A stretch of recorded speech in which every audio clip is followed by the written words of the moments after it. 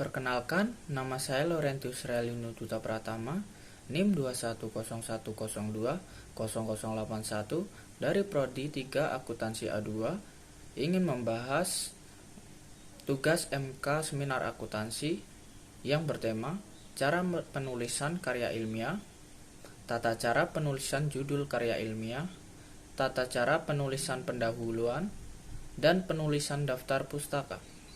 Yang pertama, cara penulisan karya ilmiah. Apa sih karya ilmiah itu? Karya ilmiah adalah karya tulis yang berisikan pembahasan secara ilmiah yang dilakukan oleh seorang penulis untuk memecahkan suatu masalah.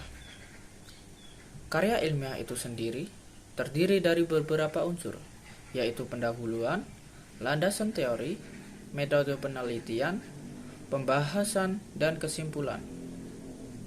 Tata cara penulisan judul karya ilmiah. 1. Memberikan substansi isi artikel yang menarik. 2. Singkat, padat, dan jelas, paling banyak 5-15 kata. 3. Hindari singkatan. 4. Memberikan gambaran mengenai persoalan yang diteliti. 5. Tidak mempergunakan kata kerja atau meningkatkan, menumbuhkan, mengembangkan, melainkan meningkatkan, pertumbuhan, dan pengembangan. 6. Mengandung kata kunci yang memudahkan sistem penelusuran dan indeks subjek. Tata cara penulisan pendahuluan. Di dalam sebuah artikel, itu terdapat unsur pendahuluan yang berisikan unsur latar belakang, rumusan masalah, dan tujuan penelitian. Berikut ini adalah cara penulisan pendahuluan yang benar. 1. Memberikan acuan permasalahan.